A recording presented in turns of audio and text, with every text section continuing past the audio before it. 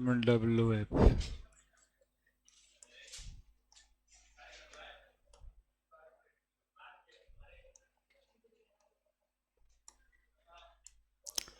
देखिए redox reaction दो type का होता है।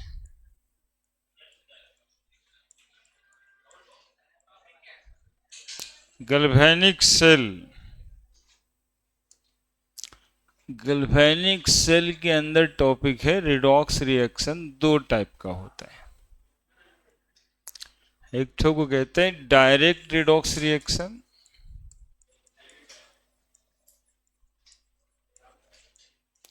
और दूसरे को कहते हैं indirect redox reaction.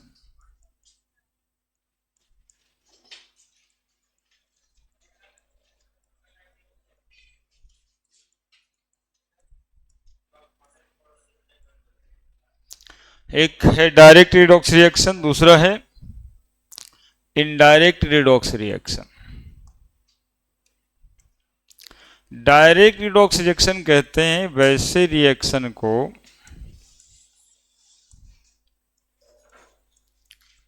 such type of redox reaction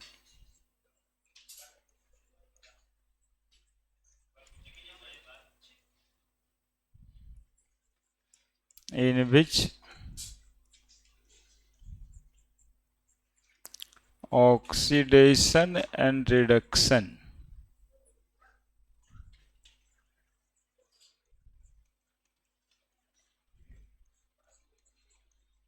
occurs in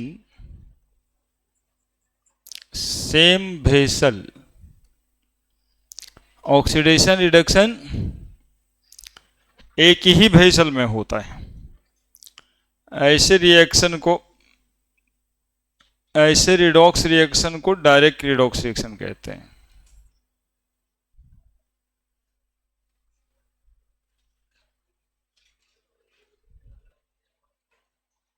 Such type of redox reaction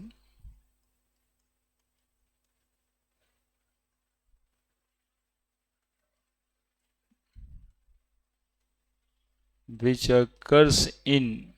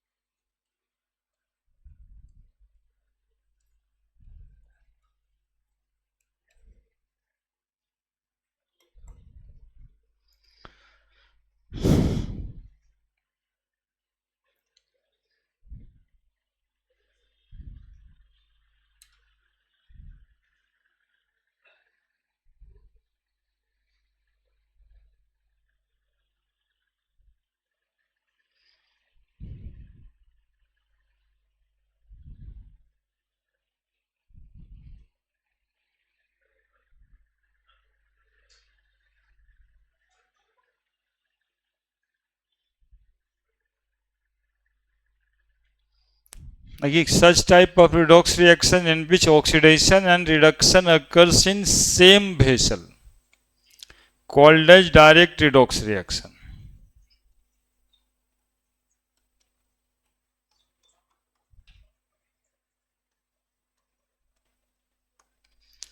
Such type of redox reaction in which oxidation and reduction occurs in separate vessel called as indirect redox reaction।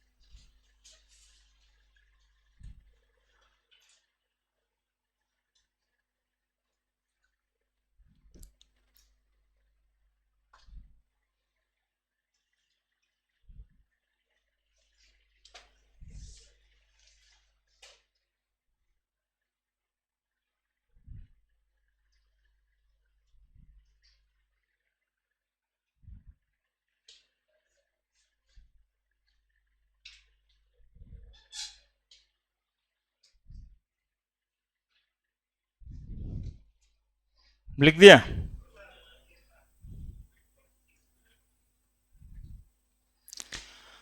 अब direct redox reaction, indirect redox reaction मतलब actually में होता क्या है।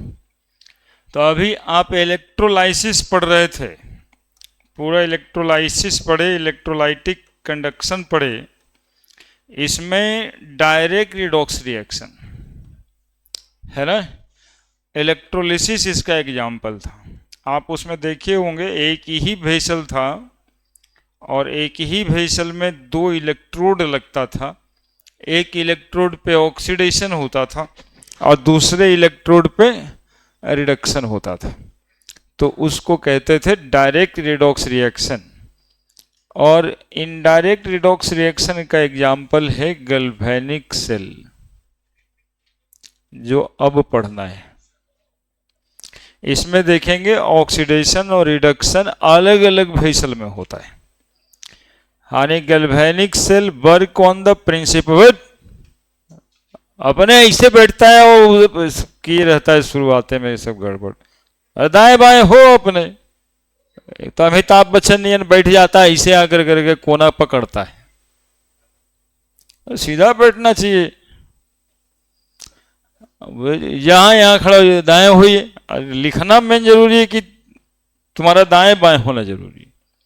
Such type of redox reaction in which oxidation reduction occurs in separate vessel known as indirect redox reaction। इसमें देखेंगे कि दो इलेक्ट्रोलिटिक वेसल है, दोनों में अलग अलग, एक में ऑक्सीडेशन हो रहा है तो दूसरे में रिडक्शन, दो अलग अलग इलेक्ट्रोलिटिक वेसल लेना पड़ेगा।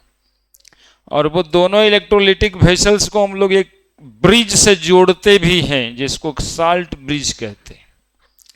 तो इसमें दो इलेक्ट्रोलाइटिक वेसल लेना है। और galvanic cell work on the principle of indirect redox reaction. बाकी जितना चैप्टर्स में पहले पढ़ लिए, इलेक्ट्रोलिसिस, इलेक्ट्रोलाइटिक कंडक्शन, ये सब किसका एग्जाम्पल था, डायरेक्ट रिडॉक्स रिएक्शन का एग्जाम्पल था। ठीक है, चलिए गैल्वेनिक सेल। अब गैल्वेनिक सेल क्या होता है, तो पढ़ेंगे galvanic cell device which convert chemical energy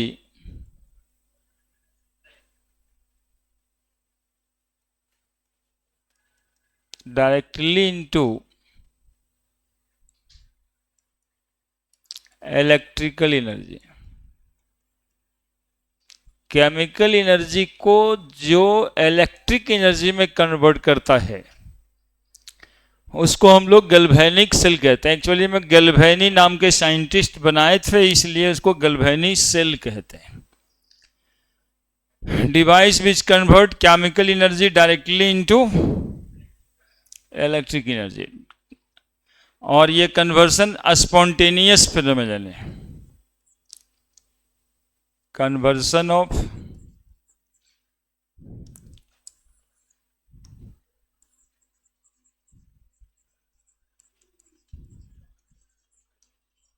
chemical energy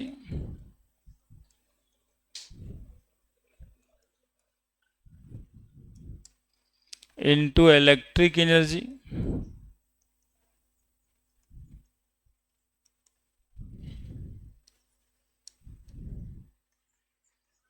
is a spontaneous phenomenon।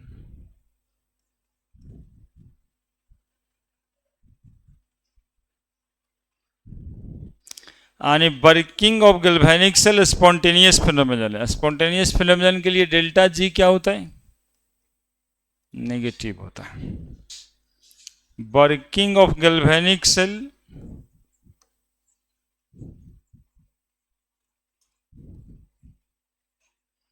is based on the principle of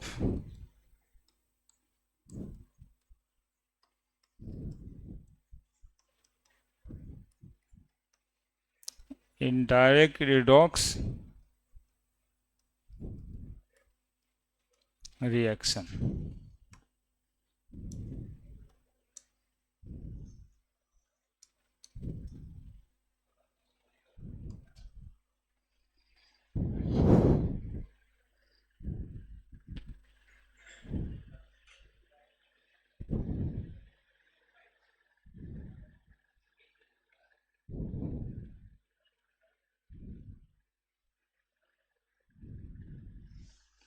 लिखिए जल्दी से, अरे लिखो जल्दी से, कहेंगे तब लिखोगे, बोलिए। नमस्ते नमस्ते, बोलिए।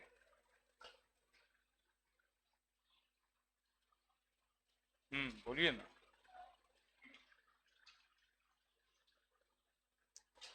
आइए ना, 6 से 8 वाले बैच में ना।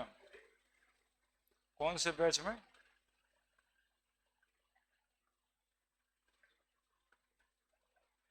अच्छा अच्छा, आइए ना, ऑफिस में ही है, आइए। हाँ हाँ, आ जाइए, बात कीजिए।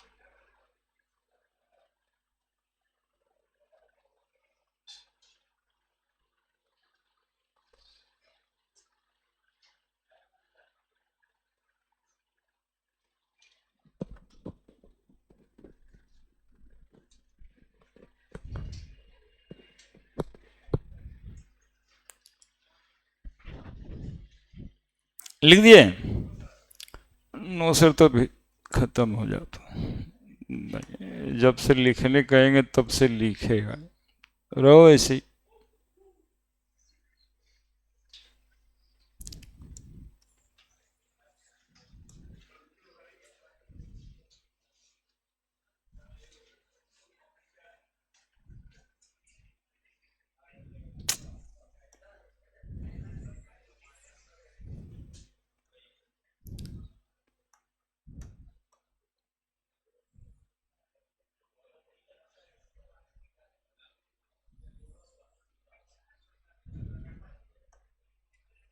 गैल्वेनिक सेल का कंस्ट्रक्शन करेंगे।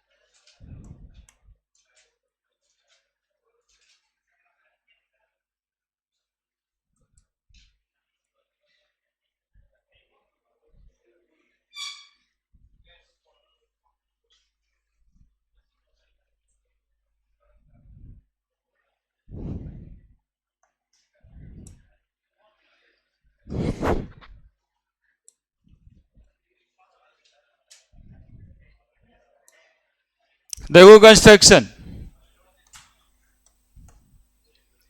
Construction of galvanic cell. Construction करने आपको एग्जामिनेशन में आता है।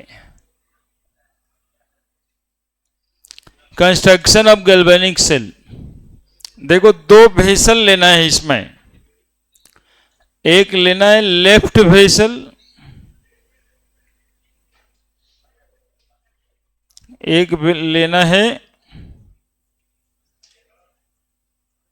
राइट वेसल, एक लेना है, अरे देखो इधर, एक लेना है लेफ्ट वेसल और दूसरा लेफ्ट राइट, एक लेफ्ट वेसल एक राइट वेसल। इधर लेफ्ट वेसल में लोगे जिंक रड, क्या लोगे, जिंक रड, और ये जिंक रड को डीप करोगे, इलेक्ट्रोलाइट रहेगा जिंक सल्फेट। जिंक रड किस में डाला रहेगा, जिंक सल्फेट में। राइट वेसल में कॉपर रड लेंगे, जो एडेड होगा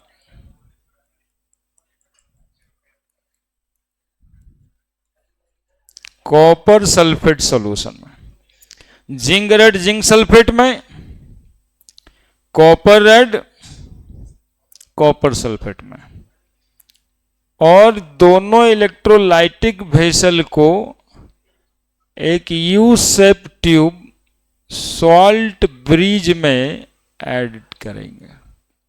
किस में ऐड करेंगे, सॉल्ट ब्रिज से जोड़ देंगे दोनों को। अब ये दोनों को एक कंडक्टिंग वायर से, दोनों रड को, जिंक रड और कॉपर रड को कंडक्टिंग वायर से जोड़ना है, कंडक्टिंग वायर से। और एक में लगा देना है आमीटर,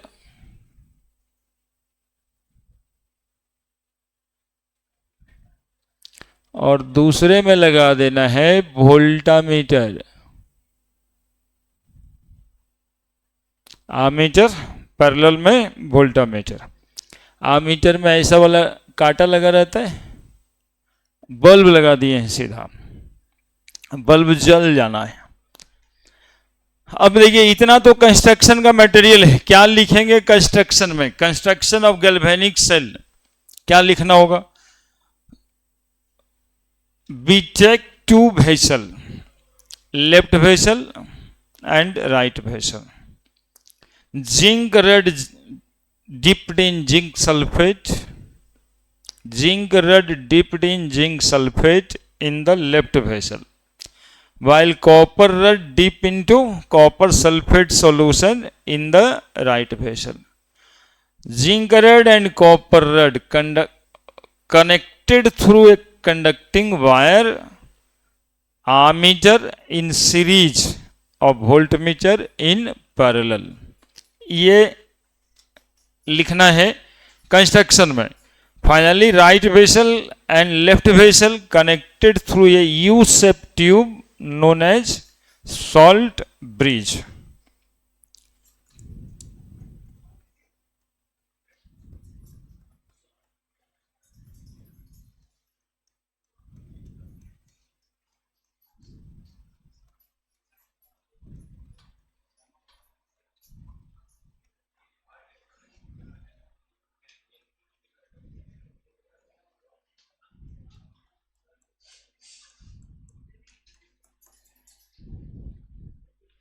बनाइए,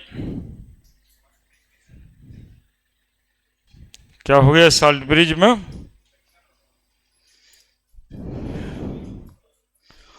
अलग से पढ़ाना है कि सॉल्ट ब्रिज कैसन होगा।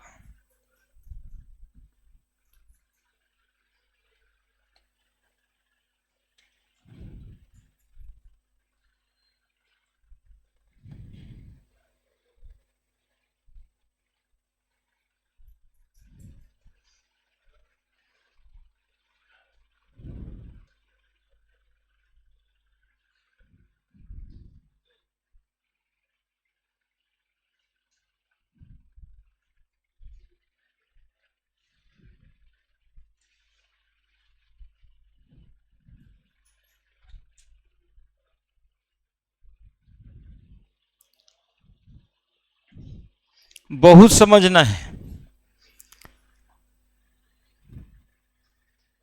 इसमें आपको दिख जाएगा कि केमिकल एनर्जी से इलेक्ट्रिक एनर्जी में कन्वर्सन कैसे होता है।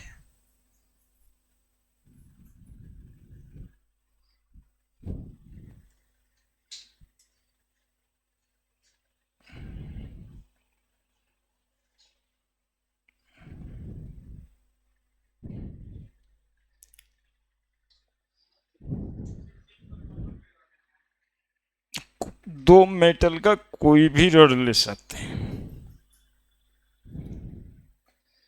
ये सब बात को समझना है। फिलहाल जिंक और कॉपर लेना है।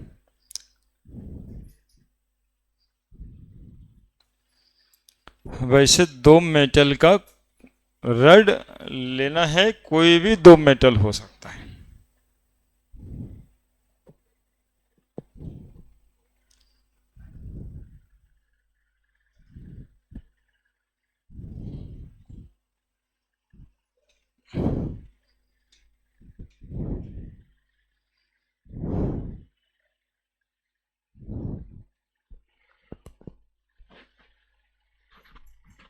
तैयार हैं? समझने के लिए तैयार हुई? साल्ट ब्रिज क्या करेगा, किस चीज से बना होता है, इसमें भरा क्या होता है, ये सब देखना है। दो अलग अलग वेसल का क्या काम है।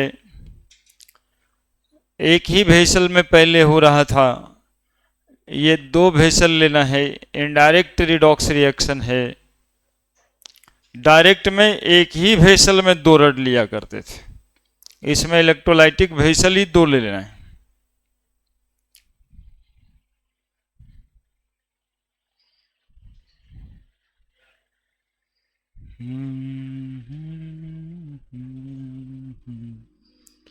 वो इसे थे ना, गधा बचुए कि एक ठो जो इस तरह से खुश होने का माई का गीत गाते थे, वो भी खत्म कर दिया गधा हवा सब। कहीं शुरू हो जाता है। ए से आमीटर, भी से वोल्टामीटर। लिख दिया?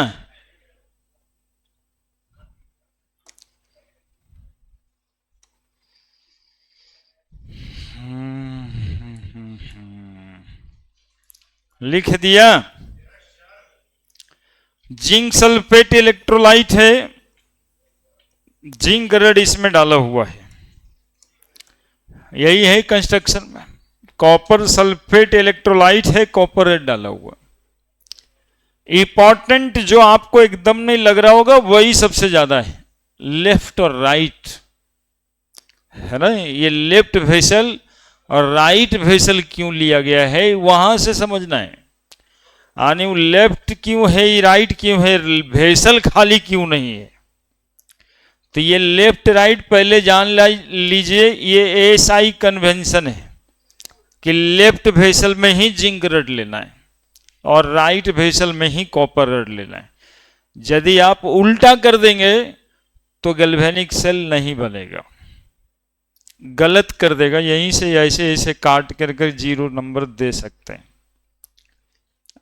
यदि मास्टर साहब कॉन्फिडेंट अपने पर हो तब, है ना, ऐसे टिक लगा सकते हैं। जिंक रेड जब आप लिखते हैं तो लेफ्ट में बनाना जरूरी है, लेफ्ट वेसल लिखे नहीं है तो। और राइट वेसल है तो राइट में बनाना जरूरी है, यानी राइट वाले वेसल में ही कॉपर रड लेना है, लेफ्ट वाले वेसल में ही जिंक रड लेना है। पहला बात क्लियर है। और ये सब कंट्रोल हो रहा है रिएक्टिविटी सीरीज से। लिकवा सरकाना मगल मंजन करकड फेकोनी सन पब हक्कू, उसी में जेडन ऊपर है रिएक्टिविटी सीरीज में और कॉपर नीचे है। जो मेटल ऊपर होगा वही लेफ्ट वेसल में रहेगा और जो नीचे होगा रिएक्टिविटी सीरीज में वो राइट में होगा, है ना। अब आप दो कोई भी मेटल ले सकते हैं, कॉपर और सिल्वर का गैल्वेनिक सेल बना सकते हैं। बताइए कॉपर कहाँ लीजिएगा, लेफ्ट में कि राइट में? हाँ, लेफ्ट में, क्योंकि सिल्वर नीचे है तो सिल्वर इधर लिखाएगा, कॉपर इधर लिखाएगा। आप आयरन जिंक भी ले सकते हैं। बताइए आयरन जिंक में आयरन किधर रहेगा, जिंक किधर रहेगा?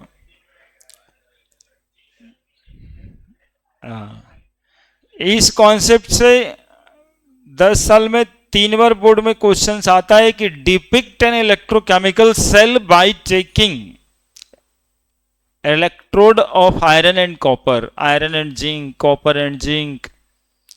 वो सिर्फ ये देखना चाहता है कि आप लेफ्ट और राइट में बनाए क्या है, बाकी कुछ और लिख दिए मतलब ना है। लिखना तो इसमें 3 नंबर का या 4 नंबर का क्वेश्चन आ सकता है, इसमें 5 नंबर घुस सकता है ना। जैसे सीबीएसई बोर्ड में नहीं रहता है 33 का ABC, और ABC तीनों एक ही टॉपिक से क्वेश्चन है, तो बस यही एक टॉपिक हो सकता है जहां 5 नंबर का क्वेश्चन आ सकता है। 5 नंबरिया क्वेश्चन है ये, बिहारो बोर्ड में 5 नंबर का आता है, और सीबीएसई वाले बोर्ड में भी 5 नंबर 3 क्वेश्चन करके आ जाएंगे। पहला बात क्लियर हुआ। लेफ्ट और राइट का जो प्रॉब्लम है, सबसे पहला प्रॉब्लम वही है, एसआई कन्वेंशन है जो आप बनाएंगे, लंदन अमेरिका में भी लोग वही बना रहे हैं, ठीक है। पाकिस्तान वाला भी ये उल्टा नहीं कर पाते है ना, उनको भी लेफ्ट और राइट ऐसे ही जाना है। पाकिस्तान का नाम लेने पे तुम लोग तो लगता है चीजें दौड़ जाएगा।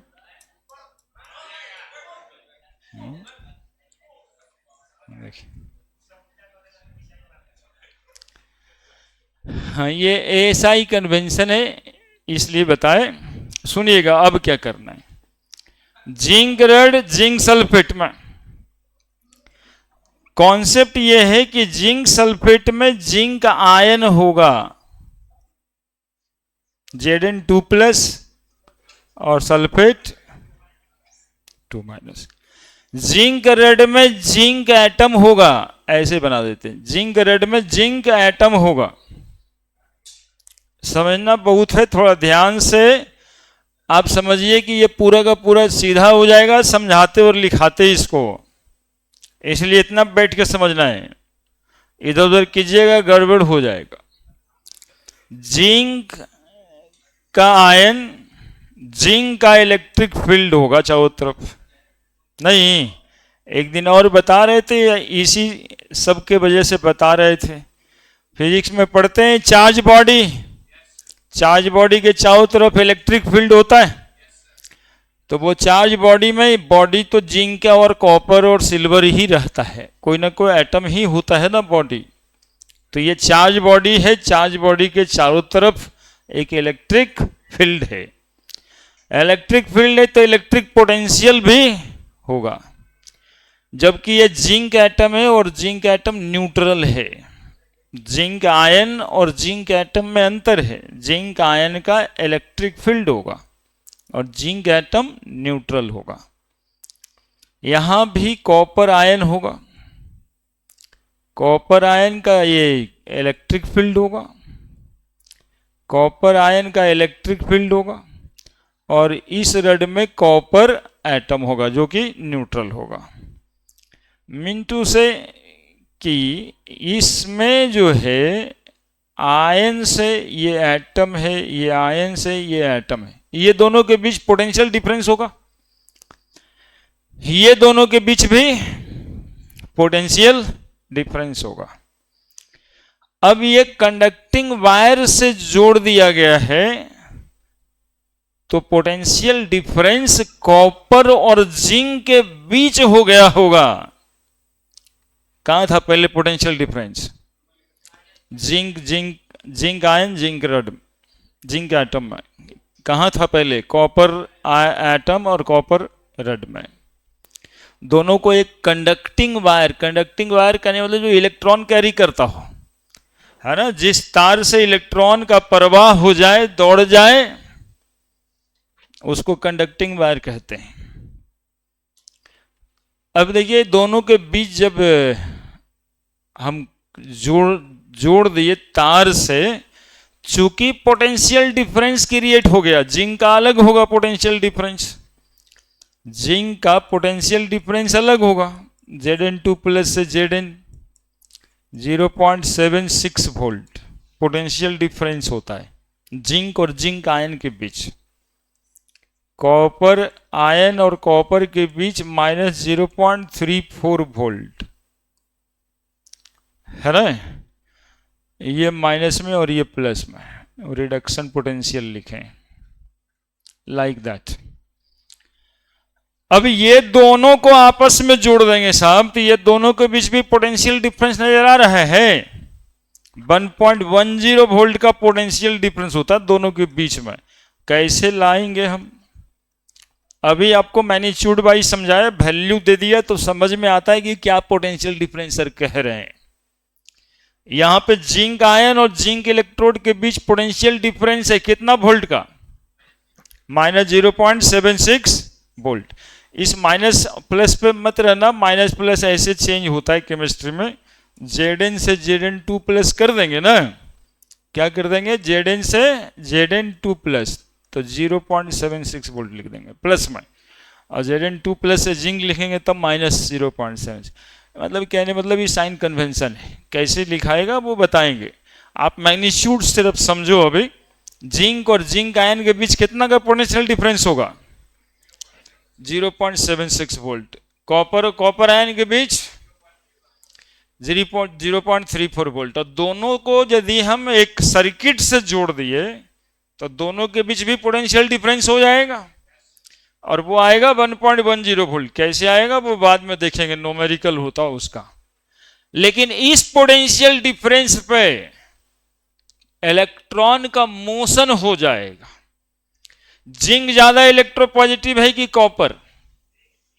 क्योंकि रिएक्टिविटी सीरीज में जिंक ऊपर है, जिंक ज्यादा इलेक्ट्रोपॉजिटिव है। यानी जिंक एटम को टेंडेंसी है इलेक्ट्रॉन के लॉस करने का। ये 2 इलेक्ट्रॉन लॉस करेगा, और ये 2 इलेक्ट्रॉन जो लॉस करेगा वो इस कंडक्टिंग वायर से कंडक्ट हो जाएगा, और ये इलेक्ट्रॉन का मोशन ऐसे आकर के ये सॉल्यूशन में जिंक इलेक्ट्रॉन 2 इलेक्ट्रॉन लेगा और कॉपर के रूप में डिपॉजिट हो जाएगा। इधर क्या हुआ? जिंक 2 इलेक्ट्रॉन लॉस करके क्या बन गया? अरे बोलो ना रे। अरे पोटेंशियल डिफरेंस पे चार्ज का मोशन होता है ना, पोटेंशियल डिफरेंस पे ही इलेक्ट्रॉन लॉस इलेक्ट्रॉन गेन होगा ना। तो जिंक एटम इलेक्ट्रॉन लॉस करेगा, इलेक्ट्रॉन लॉस जो किया है ये कंडक्टिंग वायर में गया, इसके थ्रू इलेक्ट्रॉन का मोशन होगा, और जिंक क्या बन के डिजॉल्व हो जाएगा? Zinc ion. इधर इलेक्ट्रॉन तार के थ्रू आएगा और कॉपर उसको गेन कर लेगा और डिपॉजिट हो जाएगा किस रूप में? कॉपर एटम के रूप में। क्या किया? जिंक यहां पे 2 इलेक्ट्रॉन का लॉस किया, और क्या बन गया सॉल्यूशन में? Zinc ion. यहां पे कॉपर 2 प्लस जिसका पोटेंशियल कम था जिंक के कंपैरिजन में, वो इलेक्ट्रॉन का लॉस नहीं गेन करेगा और किस रूप में डिपॉजिट हो जाएगा? अब बोलो, तार के थ्रू इलेक्ट्रॉन का मोशन कंटिन्यू करेगा या ना करेगा? जब तक जिंक एटम रहेगा जिंक रड में तब तक इलेक्ट्रॉन लॉस होता रहेगा, और इलेक्ट्रॉन का मोशन कंटिन्यू करेगा। इसी डायरेक्शनल मोशन ऑफ इलेक्ट्रॉन को हम क्या कहते हैं? करंट कहते हैं। इलेक्ट्रॉन उधर से उधर मूव करेगा और करंट इधर से इधर मूव करेगा। आमीटर में कांटा जो है वो इस तरह का, देखा है आमीटर तुम लोग? अरे इलेक्ट्रिक मिस्त्री लेके आता है, हाँ, वो उसमें है ना, तो नाप लेता है कि 1.5 एम्पियर की, 5 एम्पियर की, 10 एम्पियर का करंट मोशन में है, तो करंट का डायरेक्शन यहां पे डिफ्लेक्ट हो जाएगा। जब तक जिंक एटम में जिंक रड में जिंक एटम है तब तक इलेक्ट्रॉन का लॉस होगा या नहीं होगा? और कॉपर इलेक्ट्रॉन गेन करता रहेगा। एक कंटिन्यूअस मोशन ऑफ इलेक्ट्रॉन्स होगा जो उल्टा डायरेक्शन में करंट का मोशन कर देगा, और इस वोल्टामीटर का रीडिंग यहां पे आ जाएगा 1.10 वोल्ट। वही निकाले थे 1.10 वोल्ट। वोल्टामीटर बता देगा कि इसका पोटेंशियल कितना है, तो निकल के आएगा 1.10 वोल्ट। आमीटर को सीरीज में जोड़ते हैं, वोल्ट मीटर को पैरेलल में जोड़ते हैं। ये इसका वर्किंग हो गया, लिखवाएंगे। अब बोलो सर ये साल्ट ब्रिज क्या कर रहा है? ये तो जिंक रेड और कॉपर रेड को समझा दिए आप। हमने प्रॉपर समझाया है कि इलेक्ट्रॉन का मोशन कैसे होगा, खाली ऐसे नहीं कि जिंक से कॉपर में इलेक्ट्रॉन चला जाएगा। हमने बताया कि क्यों जाएगा, चूंकि पोटेंशियल डिफरेंस है इस वजह से जाएगा। कोई भी इलेक्ट्रॉन या चार्ज बॉडी मोशन में जब तक नहीं आता तब तक के पोटेंशियल डिफरेंस क्रिएट नहीं होता। चूंकि दोनों जगह पे पोटेंशियल डिफरेंस का क्रिएशन है, इसलिए इलेक्ट्रॉन मोशन में है और एक नेट करंट फ्लो करेगा। क्लियर है? ये जो आप देखते हैं ना निप्पो वाला बैटरी, एवरीडे वाला बैटरी, वो एक्चुअली में यही रहता है। वो एक ही बैटरी में दो डब्बा कंटेनर दो रहता है ना। एगो कंटेनर ग्रेफाइट रड का रहता है, एगो जिंक का भेसल बना रहता है जो गोल का टीना जैसा बना होगा, वो जिंक का, और बीचे में एक ठो रड जैसा है ना। तो दो भेसल हो गया, गोल गोल दो भेसल हो गया, एक भेसल के अंदर एगो भेसल, ऐसे समझना है। और दोनों को साल्ट ब्रिज जोड़ देते हैं, बीच में इलेक्ट्रोलाइट्स रहता है। अब साल्ट ब्रिज क्या कर रहा है? सुनिए साल्ट ब्रिज क्या कर रहा है, वो लिख दे। साल्ट ब्रिज का क्या काम है? साल्ट ब्रिज एक यू शेप ट्यूब है।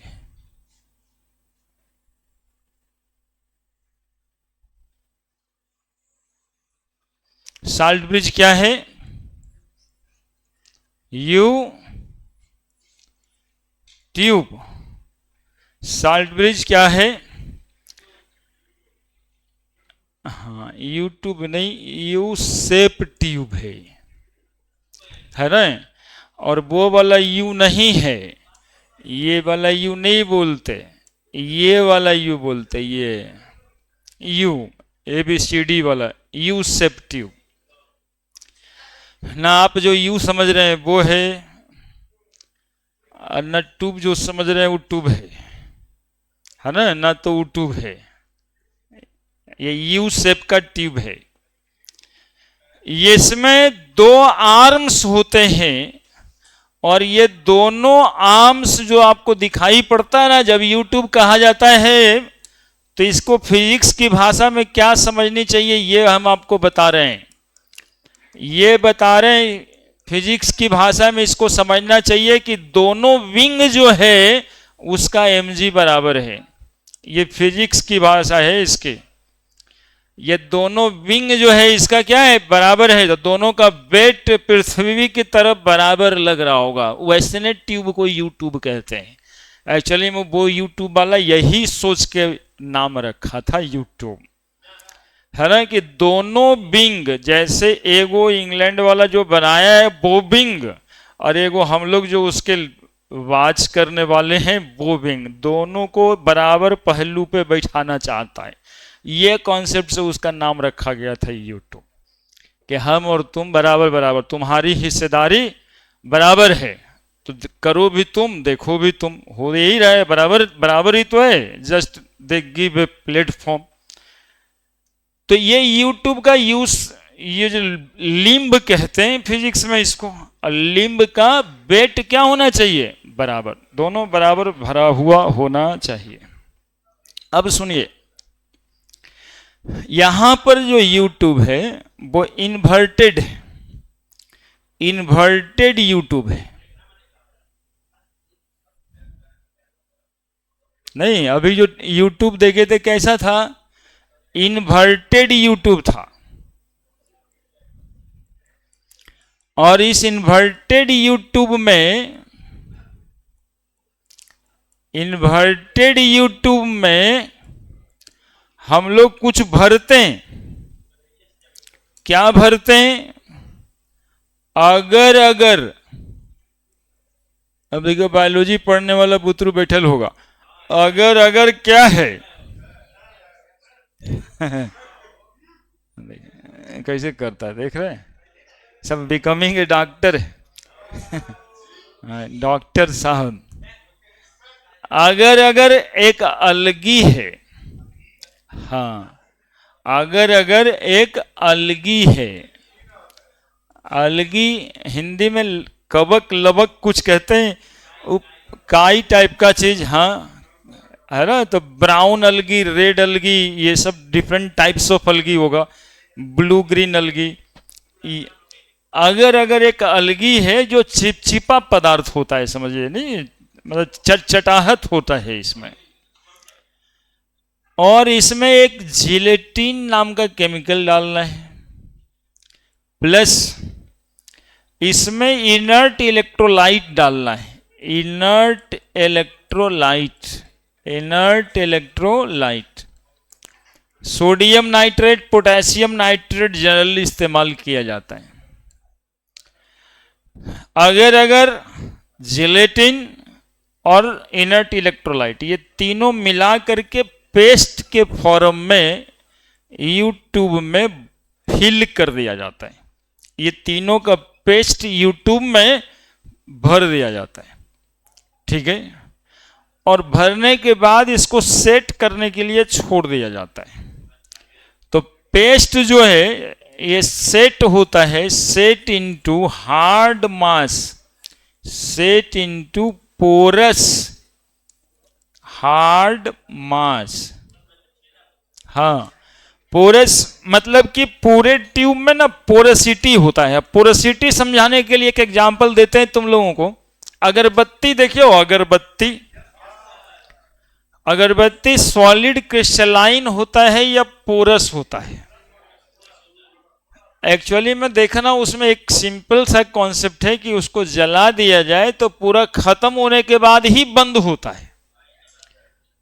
नहीं, ऑक्सीजन कहां से मिलता है उसको? ऐसे जब दिया बत्ती ललटेन जला दो तो बूतने का डर होता है, लेकिन अगरबत्ती जलता रहता है, हवा में भी जलते रहता है, मतलब कि ऐसे छोड़ दिया जाए तो सुनना, अब फिर से अगरबत्ती देखना, उस अगरबत्ती में पोरसिटी होता है, पूरे अगरबत्ती में पोरस होता है, खुरदरा दिखेगा ऊपर से, और उस पोर्स में ऑक्सीजन भरा हुआ होता है। उस पोर्स में, अगरबत्ती के सारे पोर्स में क्या भरा हुआ रहता है? ऑक्सीजन भरा हुआ रहता है। इसलिए उसको बाहर के सप्लाई, ऑक्सीजन सप्लाई पे डिपेंडेंट नहीं होना पड़ता है। एक बार जला दीजिए तो पूरा जल के ही खत्म होता है। That is porosity. आप देखिएगा जो ये यूट्यूब हम बना रहे हैं जो, वो हमेशा एक बात का ध्यान रख रहे हैं कि एक कोई ना कोई पोर्स होगा जो कि इस पार से उस पार तक कंटिन्यू कर रहा होगा। ऐसे धागा डालें और वैसे निकाला जा सकता है, ऐसा पोरसिटी है इसमें। पोरसिटी बनाने के लिए ये अगर का इस्तेमाल होता है, नहीं तो क्रिस्टलाइन हार्ड मास में कन्वर्ट हो जाए। तो साल्ट ब्रिज को ना दो भेसल से जुड़े रहना है, तो दोनों भेसल से जुड़ा रहना है, इसलिए पोरसिटी इसमें होनी जरूरी है, ठीक है। अब ये काम क्या करता है सुनो, अगरबत्ती कैसे बनता है? दो चलते चलते 2 मिनट में उधर का भी बात। अगरबत्ती जलाने के लिए, बनाने के लिए हम लोग अभी जो है इधर में इस्तेमाल करते हैं अगर के जगह पे गोबर, अगर के जगह पे गोबर, जिलेटिन के जगह पे माड़। तो गोबर हो गया और माड़ हो गया भात वाला। अगर के जगह पे गोबर और ये माड़, और इनर्ट इलेक्ट्रोलाइट के जगह पे चारकोल का पाउडर। अब देखिए जरा मिक्सचर को, गोबर है, माड़ है, अरे करेगा बदमाशी, गोबर देखा है तो गोबर है, माड़ है, साथ में कोयला का पाउडर है, कार्बन का पाउडर मतलब कोयला का चूर, और साथ में उसमें कोई सेंटेड मटेरियल होता है और स्टिक में लपेट लपेट के रख देता है, बन जाता है अगरबत्ती। तो उसमें पोरसिटी काउज कर रहा होता है अगर। गोईठा देखो, गोईठा पूरे में पोरसिटी है, कहीं सॉलिड नहीं है वो, इसीलिए चूल्हे के अंदर जाके जल भी जाता है ना। तो अगर का काम पोरसिटी लाना है एक हार्ड मास में। जिलेटिन का काम है कि जो पेस्ट बनेगा उसको चिपचिपा करके ये शीशा में सटाएगा।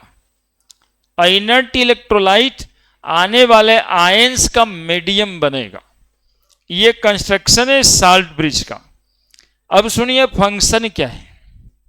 देखिए ये सॉल्ट ब्रिज यहां भी आपको दिखता होगा कि इधर से चलेंगे ऐसे ऐसे ऐसे ऐसे ऐसे ऐसे चलेंगे, कोई ना कोई एक कनेक्टिंग पॉइंट होगा ही, कहीं पे ब्रेक नहीं होगा, चल चल के जाकर करके इसके सॉल्यूशन से मिल ही जाना है, लाइक दैट।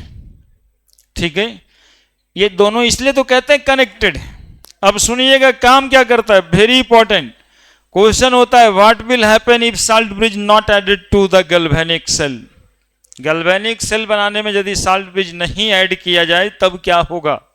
सुनिए, मान लीजिए, देखिएगा मान के समझना है, 100 एटम जिंक यहां पे और 100 आयन सल्फेट यहां पे। जिंक सल्फेट का 100 मॉलिक्यूल लिए थे, 100 जिंक आयन 100 सल्फेट आयन था इसमें, तो न्यूट्रल था। लेकिन पोटेंशियल डिफरेंस का जो क्रिएशन हुआ उसके वजह से जिंक रड से जिंक एटम इलेक्ट्रॉन लॉस करके सॉल्यूशन में आना शुरू हुआ। तो क्या बढ़ना शुरू हुआ, कहेंगे सर पॉजिटिव चार्ज बढ़ना शुरू हो जाएगा, जिंक आयन सॉल्यूशन में बढ़ना शुरू हो जाएगा। पहले कितना था, 100 था, लेकिन जैसे ही एक एटम 2 एटम 10 एटम आया होगा तो जिंक आयन इधर बढ़ा होगा कि नहीं बढ़ा होगा, जितना आया होगा उतना ही बढ़ ही गया होगा ना, तो इधर जिंक आयन बढ़ने लगेगा। इधर 100 कॉपर 100 सल्फेट, तो 100 कॉपर में जाके डिपॉजिट होने लगा कॉपर पे, ये कॉपर पे डिपॉजिट होगा तो यहां पर कौन बढ़ेगा, तो सल्फेट आयन की संख्या बढ़ने लगेगी। यहां पे सल्फेट आयन की संख्याएं बढ़ने लगेगी। सॉल्यूशन यदि इलेक्ट्रिकल न्यूट्रल नहीं होगा तो इलेक्ट्रॉन इधर से इधर कैसे जाएगा। सॉल्यूशन जब तक न्यूट्रल नहीं होगा तब तक आउटफ्लो जो इलेक्ट्रॉन का होता है वो कैसे होगा, वो तो उसको न्यूट्रलाइज करने में लग जाएगा। तो जितना बढ़ा हुआ जिंक आयन होता है वो साल्ट ब्रिज में सेटल कर जाता है, और जितना बढ़ा हुआ सल्फेट आयंस होता है वो इस साल्ट ब्रिज में इधर से सेटल कर जाता है। इसी के मीडियम को बनाने के लिए वहां पे inert electrolyte sodium nitrate potassium nitrate की जरूरत है, कि जैसा है वैसा इन्वायरमेंट रहेगा तभी तो उसमें मूव करेगा, कि हमरे जैसा कोई है अंदर में भी, है ना। तो सोडियम नाइट्रेट अंदर में है, जिसके वजह से इधर से जिंक आयन और उधर से एक्सेस ऑफ सल्फेट आयन जितना होता जाएगा वो सब कहां जाता जाएगा, सॉल्ट ब्रिज के अंदर, जिससे कि ये सॉल्यूशन और रड के बीच में इलेक्ट्रोलाइटिक न्यूट्रलिटी मेंटेन रहे, इधर कोई चार्ज का एकोमुलेशन न हो जाए। यदि इधर चार्ज एकोमुलेट हो जाएगा तब इलेक्ट्रॉन का फ्लो इस सर्किट में होने के बजाय जो ज्यादा नंबर्स हुआ उसी को न्यूट्रलाइज करने में लग जाएगा। तो साल्ट ब्रिज का काम है, it maintain the internal circuit of galvanic cell, it maintain the internal circuit of galvanic cell. या कहते हैं कि excess of ion move through the salt bridge. अब लिखता है what will happen if salt bridge not added, तो यदि आप साल्ट ब्रिज ऐड नहीं कीजिएगा, यदि आप साल्ट ब्रिज नहीं ऐड कीजिएगा तब ये वाला जो इलेक्ट्रॉन का मोशन आप देख रहे हैं एक्सटर्नल सर्किट में वो भी संभव नहीं है। जैसे ही एगो जिंक आयन इधर बढ़ेगा अगला इलेक्ट्रॉन लॉस होने से पहले इसकी न्यूट्रलिटी चाहेगा। ठीक है, तो साल्ट ब्रिज का फंक्शन क्या है समझ में आया, क्या मेंटेन करता है यह इंटरनल सर्किट, क्या खाता है, मतलब समझो कि क्या खाता है, तो एक्सेस ऑफ पॉजिटिव आयन और ये वाला लिम excess of electrical neutrality maintain रखता है। अब बोले एक बैटरी का लाइफ किस बात पे डिपेंड करता है, कब तक चलेगा ये। पहला चलेगा कि जिंक रेड में जिंक एटम कितना है, हर एक जिंक एटम जिंक आयन में कन्वर्ट न कर दे तब तक ये चलता रहेगा, क्योंकि लास्ट जिंक और जिंक आयन के बीच भी पोटेंशियल डिफरेंस बना हुआ रहेगा। तो पूरा जिंक रेड खत्म हो जाए तब तक चलेगा। दूसरा, कभी कभी क्या हो जाता है कि ये जिंक रेड पूरा खत्म नहीं होता और बैटरी ब्रेक कर जाता है, मतलब करंट फ्लो नहीं करता है। वो ऐसे केसेस में ही आप देखेंगे रिमोट वाला बैटरी, जनरली रिमोट को देखिए कि लोग उसको ठोकता है और फिर दबाता है, चल जाता है। ये कैसे संभव है? जो बैटरी खत्म हो गया था वो ठोकने से फिर लाइन कैसे दे दिया? तो एक्चुअली में ठोकने से हुआ क्या कि ये सॉल्ट ब्रिज का पोर सेटल किया, ये जो जिंक इसमें जा रहा था वो एक आध पोर हिला, एक वो जिंक आयन इधर चला गया ताकि एक थो जिंक एटम जिंक आयन में कन्वर्ट होकर इलेक्ट्रॉन का फ्लो दे दिया। अब जब तक ये पोर सारा भर नहीं जाता तब तक, यानी दो चीजों पे डिपेंड करता है फ्यूचर ऑफ सेल और बैटरी। एक तो जिंक रेड के अमाउंट पे और दूसरा ये सॉल्ट ब्रिज के सारे पोर्स भर जाने पे। सारा पोर जब भर जाएगा तो फिर ये सेल डेड होगा। तो जवाब हमने दिया कि बैटरी को ठोक ठोक के क्यों चलाते हैं? 3 महीना तो अपने मन से चलता है और एक आध महीना तो हम लोग ठोक ठोक के चला देते हैं। टीवी का रिमोट नहीं देखता, हर घर में 1 महीना 2 महीना तक वो ठोकाते ही रहता है, उसके बाद ही चलता है। और ठोकना क्यों है? तो ये पोर में जिंक आयन सेटल होता है। बना दिया इतना सब। अब देखो, जिंक से जिंक आयन बना तो इलेक्ट्रॉन का लॉस हुआ, इस फेनोमेनन को हम क्या बोलते हैं? ऑक्सीडेशन। और कॉपर आयन से कॉपर बना, इस फेनोमेनन को क्या बोलेंगे? Gain of electron called reduction, loss of electron called oxidation. तो लेफ्ट वेसल में क्या हुआ है? ऑक्सीडेशन। और राइट वेसल में क्या हुआ है? रिडक्शन। चूंकि पूरा मिला के एक सेल बनता है इसलिए इसको हम लोग ऑक्सीडेशन हाफ सेल भी कहते हैं और इसको हम लोग रिडक्शन हाफ सेल भी कहते हैं। उधर हो गया ऑक्सीडेशन हाफ सेल, इधर हो गया रिडक्शन हाफ सेल। चूंकि ऑक्सीडेशन और रिडक्शन सेपरेट वेसल में हुआ तो रिएक्शन को हम कहेंगे इनडायरेक्ट रेडॉक्स रिएक्शन। देखिए हमने प्रूव कर रहा है कि यहां पे ऑक्सीडेशन और रिडक्शन अलग अलग वेसल में कैसे हो रहा है। बोलिए किन्हीं को आपत्ति है? लिख दिए। देखिए पूरा का पूरा ये 1 घंटे का बात हुआ, खाली समझाने में लगाए। यदि ये समझे हुए रहेंगे तब आप लिख पाएंगे, लिख सकते हैं, कुछ कुछ बना उना के लिख सकते हैं, दिमाग में एक बार फैब्रिकेट हो जाए तो। सॉल्ट ब्रिज,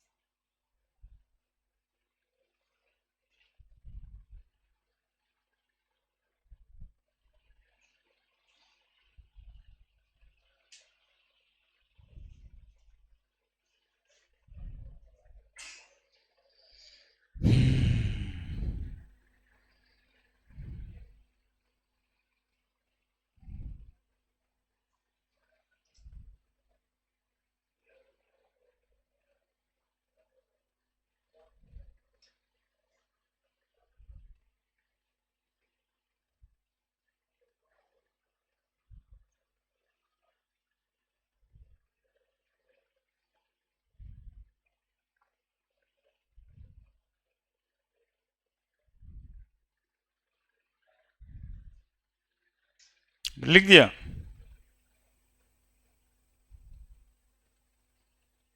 लिख दिया।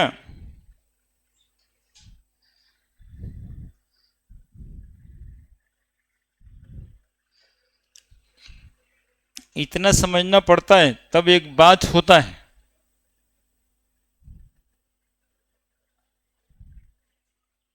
यूट्यूब समझने के लिए हम लोग अगरबत्ती कैसे बनता वो समझ लिए। एक्चुअली में अगरबत्ती का नाम अगरबत्ती वो अगर अगर अलगी से ही पड़ा था, लेकिन अगरबत्ती का वो अगर अगर मिल पाना मुश्किल है, चूंकि वो समुद्र वाला अलगी है, वो इधर वाला अलगी नहीं है, वो सी वाला अलगी है। तो समुद्र वाला अलगी के बजाय हम लोग गोबर से भी काम चला देते हैं, सिर्फ सेम ही है। अब उसमें केमिकल अलग है इस्तेमाल किया हुआ, बनेगा तो वो वैसे ही, उतना तो सेम ही रहना है। कितना? अगर अगर जिलेटिन, साथ में अगरबत्ती बना रहे हो तो चारकोल पाउडर, इतना तो सब में रहना है।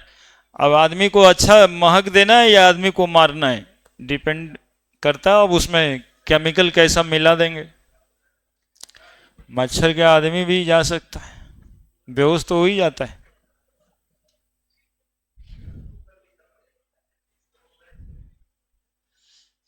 बनना चाहिए अगर अगर से ही, लेकिन भात और माड़ चूंकि हम लोगों के यहाँ ज्यादा होता है, तो लोकल सामान जो यहाँ पे बनता है वो इसी तरह का प्रिपरेशन है।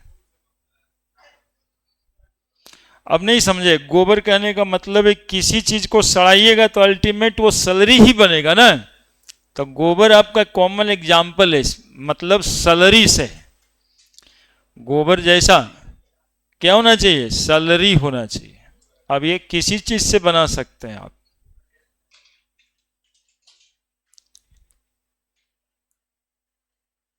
पोरोसिटी हमें इसलिए चाहिए कि उसके पोर्स में ऑक्सीजन फिल्ड रहे पहले से, ताकि वो जलने के बाद बार बार बूते नहीं।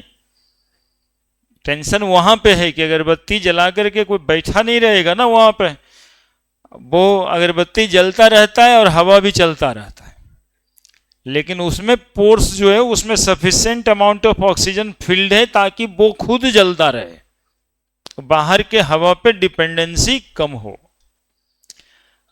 ये संभव हुआ पोर्स बनाने के लिए। पोर्स हमने बनाया, इस अगर अगर को डाल के हम लोग क्या किया? पोर बनाए। Now write construction of galvanic cell.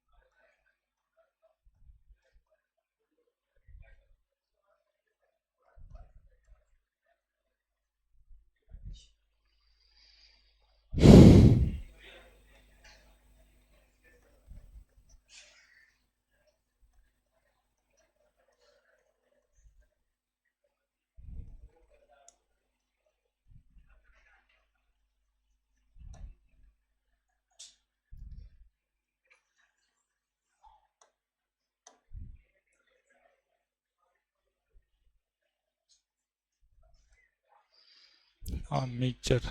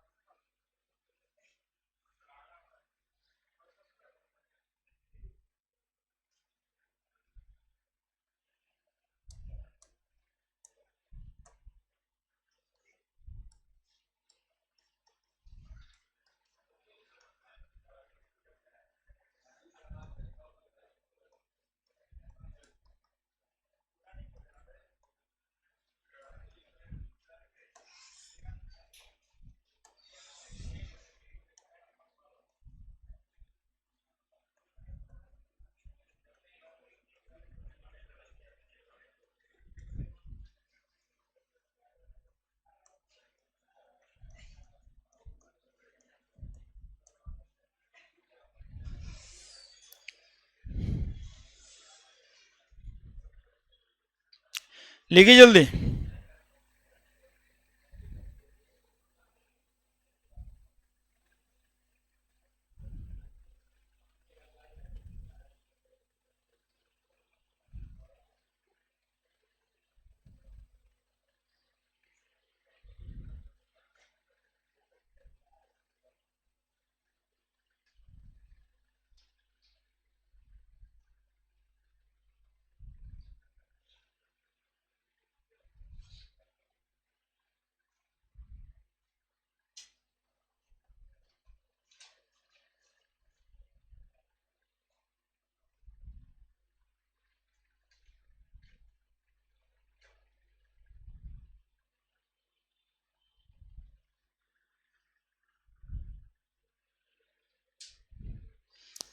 We take two vessel as left vessel and right vessel.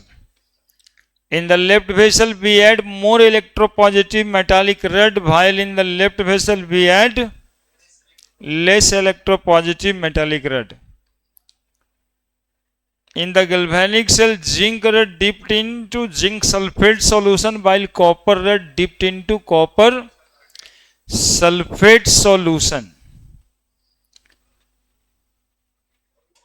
in left and right vessel.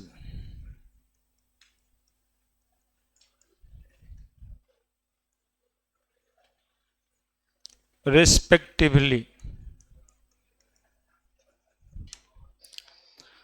Zinc rod and copper are connected through conductive wire and a bulb in series and a voltmeter in parallel. Bulb के जगह पे आप metre भी लिख सकते हैं.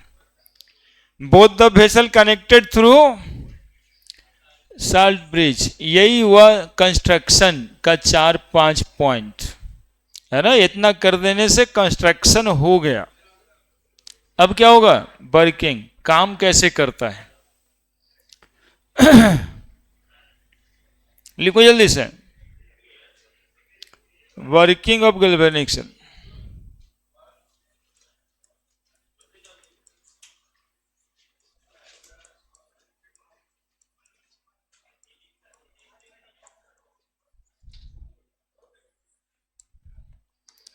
अब वर्किंग में लिखना है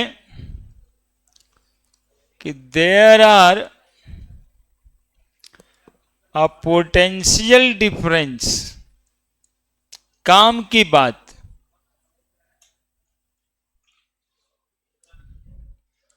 between zinc ion and zinc atom.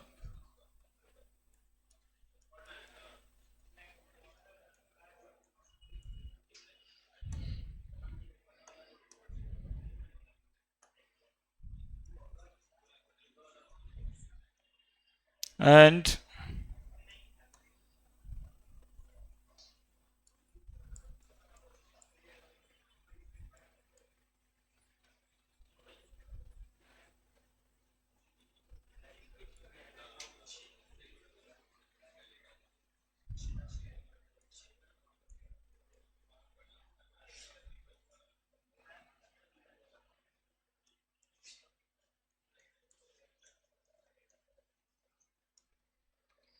copper rod. When both the rod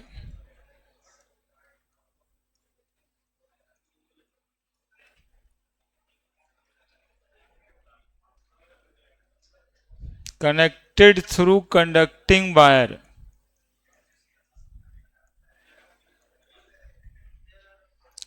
a potential difference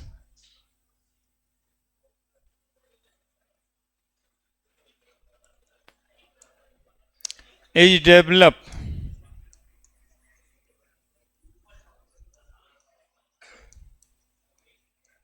in between them, and at these potential difference,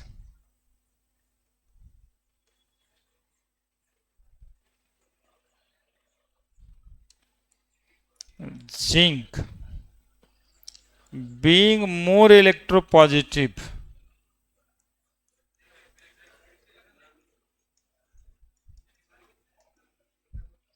they lost electron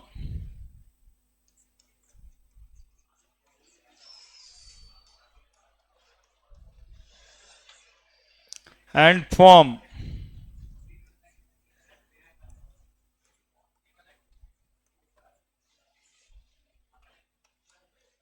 oxidation half cell.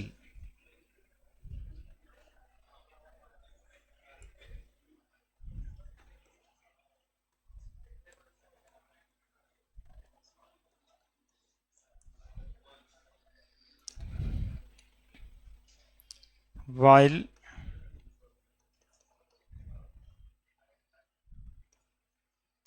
copper ion gain that lost electron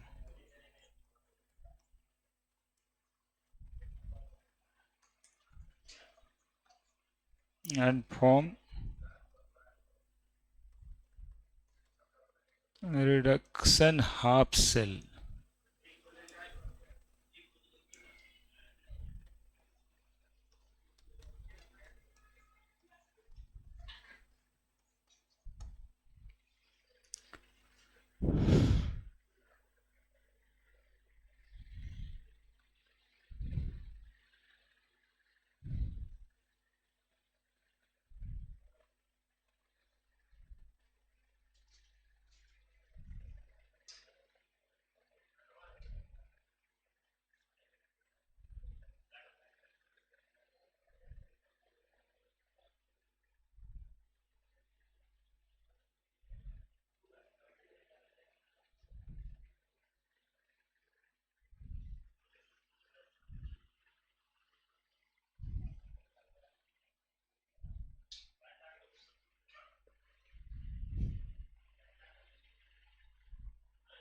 At these potential difference, zinc being more electropositive, they lost electron and form oxidation half cell.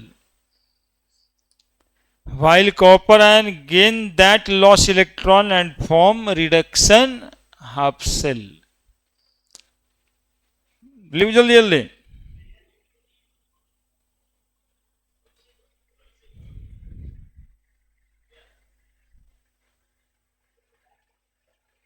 अरे लिखो जल्दी, तुम ही तो उठो पढ़ने वाला है, खाली हल्ला करता रहता है.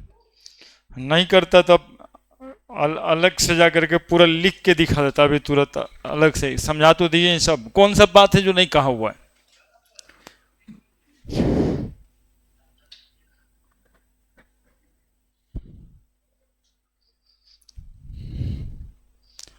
इवन जितना पोटेंशियल पे इलेक्ट्रॉन ये लॉस करेगा 0.76 वोल्ट, ये कितना पोटेंशियल पे इलेक्ट्रॉन गेन किया 0.34 volt.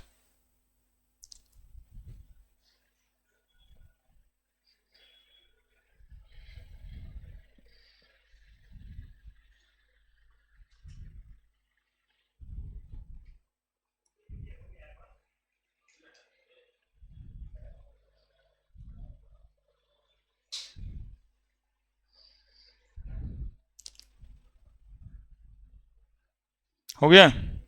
In this way electron move from zinc rod to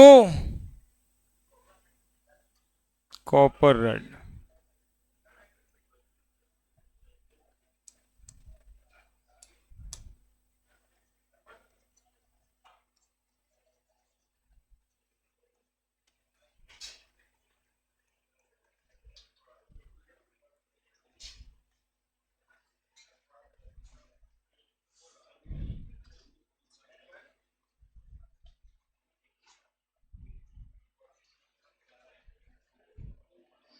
And a net current is flow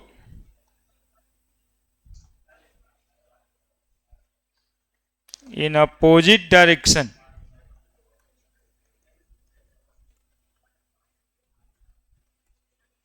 that is from copper rod to zinc rod. अब इसमें anode और cathode कौन बना? तो वो हमेशा ऑक्सीडेशन होता है एनोड पे और रिडक्शन होता है कैथोड पे। तो जिस पे ऑक्सीडेशन हुआ उसको एनोड कहेंगे। यहां जिंक और कॉपर को क्या कहेंगे ऐसा नहीं बोलना है। चूंकि ऑक्सीडेशन हुआ है जिंक रड पे, जिंक को हम लोग क्या कहेंगे? Anode. As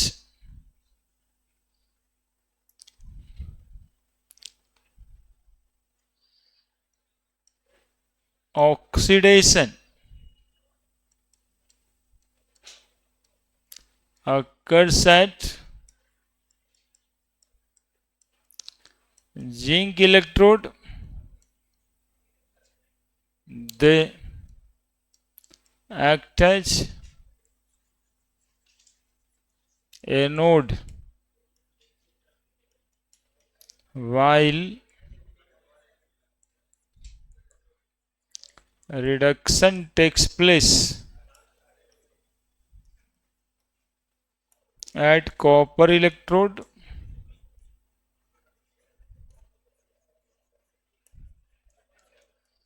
they act as cathode. और यहीं पर एक जगह पूरे केमिस्ट्री में एनोड इलेक्ट्रॉन का सोर्स बनता है और एनोड को निगेटिव इलेक्ट्रोड कहते हैं। एनोड को ही क्या कहते हैं?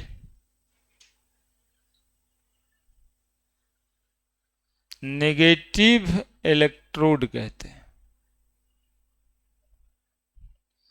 और कैथोड को यहां पे पॉजिटिव इलेक्ट्रोड कहते हैं। बैटरी में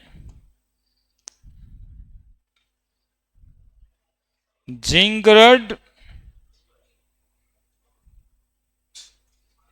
being source of electron,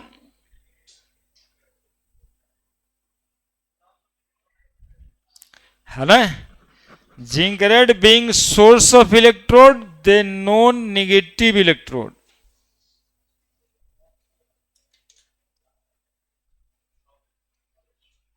in cell एक ही जगह पे ऐसा होता है, बाकी जगह पे जैसे पढ़े थे वैसे ही होता है ना? यहां पे नेगेटिव इलेक्ट्रोड को एनोड कहते हैं और पॉजिटिव इलेक्ट्रोड को कैथोड कहते हैं। ये बात सिर्फ सेल और बैटरी में ही होता है।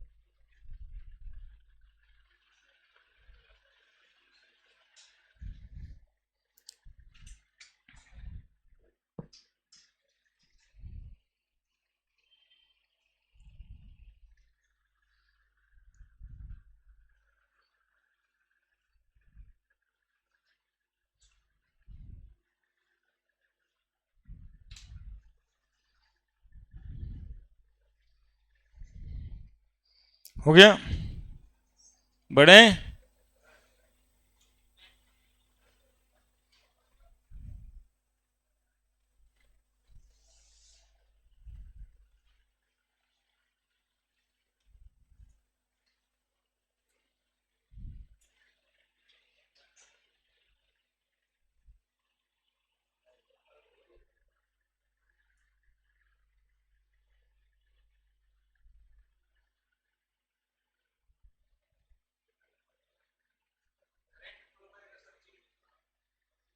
हम्म।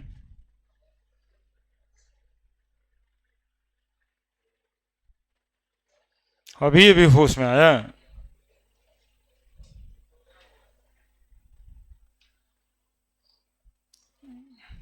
देखो, अब सूतल आदमी को क्या कर जाएगा? देखो यहाँ पे लिखल है इलेक्ट्रॉन किधर जा रहा है, करंट किधर जा रहा है, कुछ हो छोड़े हैं, सिर्फ ये कोई ये फोटो बना दे, आदमी आधा घंटा तक इसी को पढ़ते बकते रह जाए। वो लैंग्वेज एको बार लिखना नहीं होगा, बनाना होगा फोटो, और जितना 10वां तक इंग्लिश पढ़े हो लगा देना होगा कि हो क्या क्या रहा है, इस फोटो में हम क्या क्या देख रहे हैं। हो गया केमिस्ट्री लिखा। अब नीचे में लिख देंगे सॉल्ट ब्रिज क्या कर रहा है, तो salt bridge act as internal circuit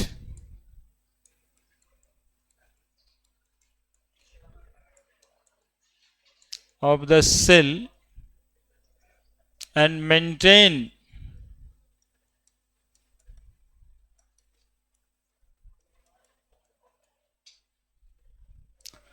internal circuit of it.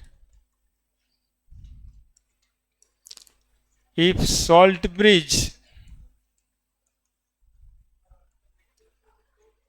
not added, ये सवाल में पूछेगा तब, then no electron flow from external circuit.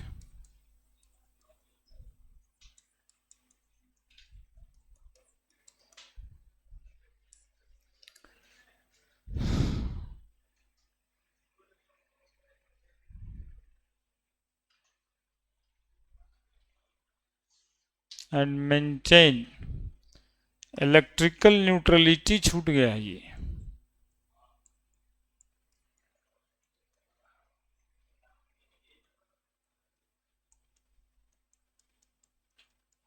Neutrality of internal circuit. Salt bridge act as internal circuit of the cell and maintain electrical neutrality। ये कैसे लिखा गया यार, एक minute.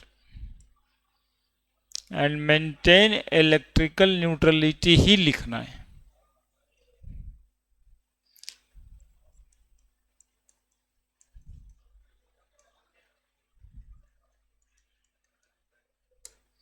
If salt bridge not added, then no electron flow from external circuit।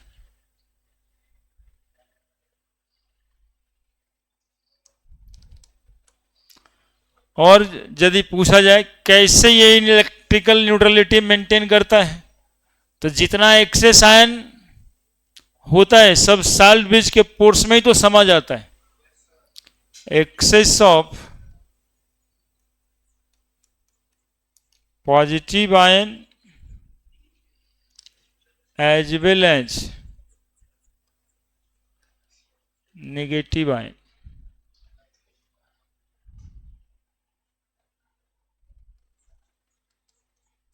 fill the pores of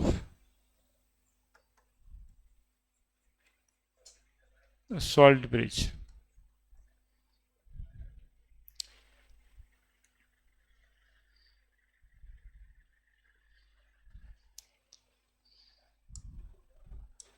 लिख दिया। अब cell reaction,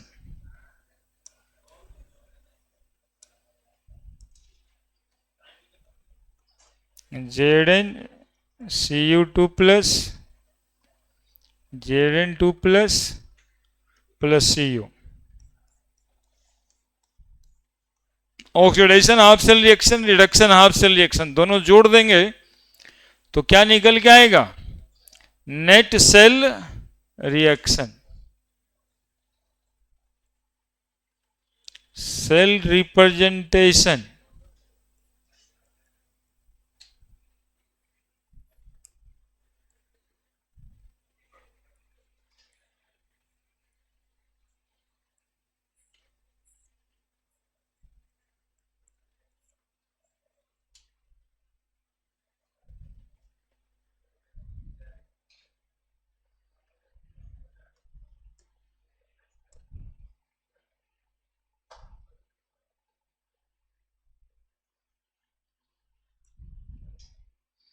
ये इंडिकेट करता है सॉल्ट ब्रिज।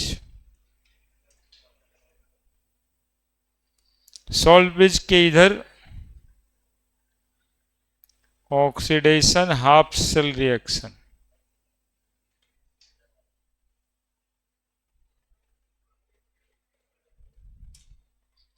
इधर रिडक्शन हाफ सेल रिएक्शन।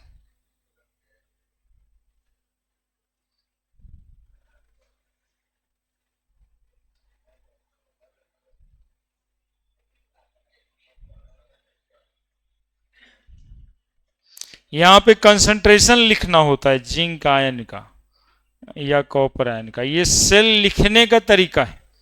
सी लिखें, कंसंट्रेशन लिखना रहता है। ऑक्सीडेशन हाफ सेल रिएक्शन किधर लिखा हुआ है, लेफ्ट में कि राइट में? हाँ, हमेशा यही करना होता है, लेफ्ट में लिखना होता है ऑक्सीडेशन हाफ सेल, और रिडक्शन हाफ सेल को राइट में। वेसल भी इसी हिसाब से बना हुआ था, जिसका ऑक्सीडेशन होगा वो लेफ्ट वेसल में रखाएगा और जिसका रिडक्शन होगा वो राइट वेसल में रखाएगा।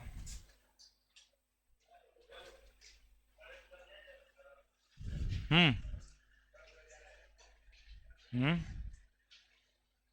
क्या